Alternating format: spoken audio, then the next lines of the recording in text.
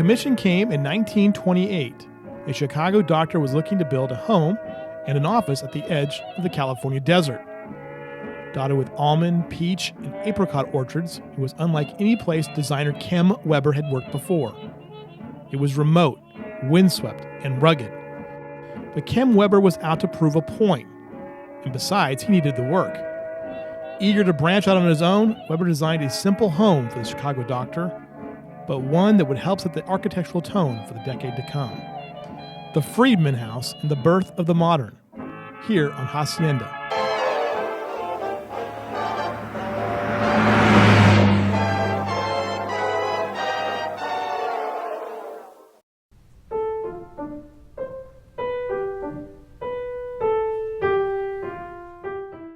After 81 years, the Friedman House, along Indian School Lane in Banning, remains one of the Inland Empire's most unique historic homes.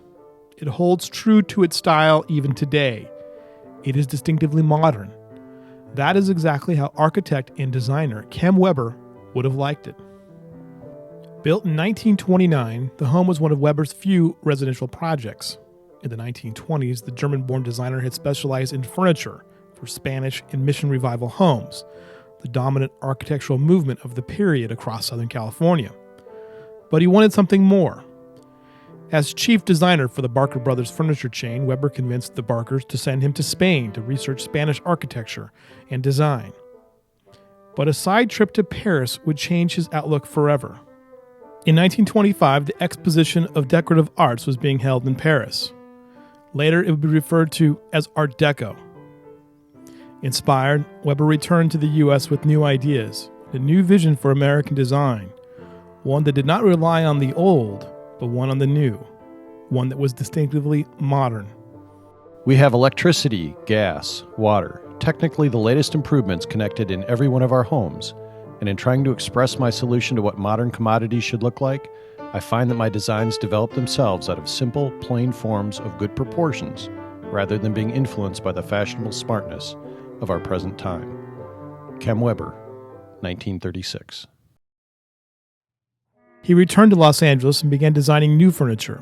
The Barker Brothers embarked on a radical new collection based on Weber's Paris experience. Still, Weber yearned to do more and to do it on his own. He left the Barkers in 1928 and took a commission to design the dining room of Kaufmann's department store in Pittsburgh. It was the Kaufmanns who would later commission works for personal residences by Frank Lloyd Wright and Richard Neutra. Then, at some point that year, he was contacted by Dr. Joseph Friedman and had begun a practice in the town of Banning. At the time, Banning was on the eastern fringe of Southern California's health belt. There were 4 sanatoriums treating tuberculosis patients in the city. Others moved there for the dry climate. Weber was asked to build a home and office of distinction. Located in an old almond grove, the home was shaded by pines and Italian cypress. Tropical plants were also added. Many of those original trees and plantings are still there today. To deal with the high heat of the summer and the cold winters, the house was positioned in an east-west plan. In the middle, French doors open up the home to cool breezes in the summer. Weber designed the furniture, the cabinetry, the light fixtures, and the art. After 81 years, the fixtures and chandelier remain a key component of the home, but one of the most significant pieces is a concrete mold set off above the fireplace. Today, the Montagone family has called the Friedman House home since 1970, when Ted Montagone first moved there with his grandfather. First of all, I got the house from my grandfather, and for obvious reasons, I want to do my grandfather right. He loved the house. I lived here with him from probably 70 to maybe 80, off and on, as my grandfather. And he just loved the house, and I loved it too.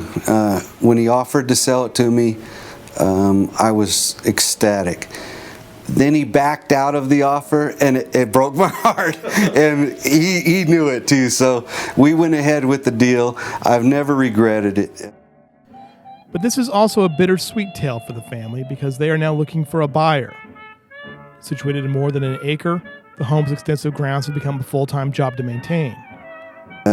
Now we're at the point of possibly selling it, and for obvious reasons, my eldest son wants it. Oh, really? Yeah. He's tied to it emotionally, but I mean, he realizes the work it takes, and he's not quite as dedicated to it as I am.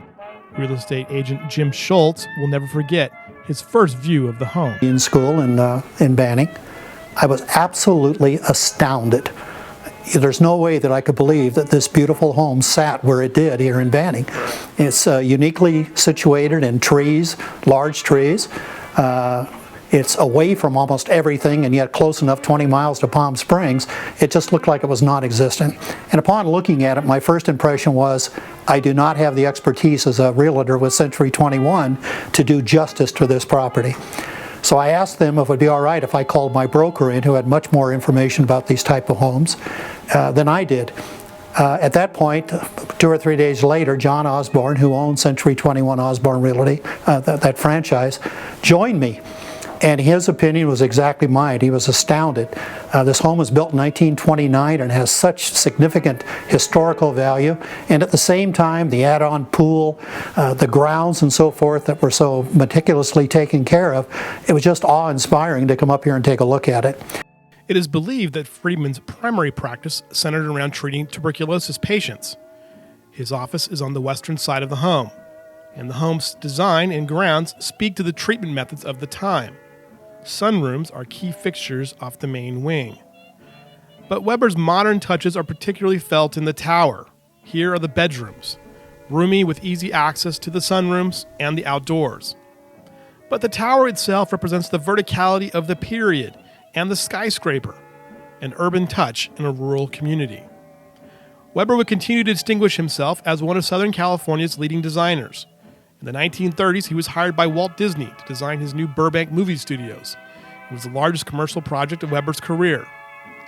The modern style would be embraced by Banning itself when the WPA constructed the new Banning High School in 1938. The Friedman House, however, is a home of warmth for one family, and will probably be so for another. But yeah, it was in me since day one. Since as a little kid, 10 years old, when I seen the house, I loved it. We hope you've enjoyed this edition of Hacienda. If you have a home to suggest to us, send us an email. For videographer Dave Kaufman, I'm Louis Amestoy. We'll see you again real soon here on InlandSoCal.com.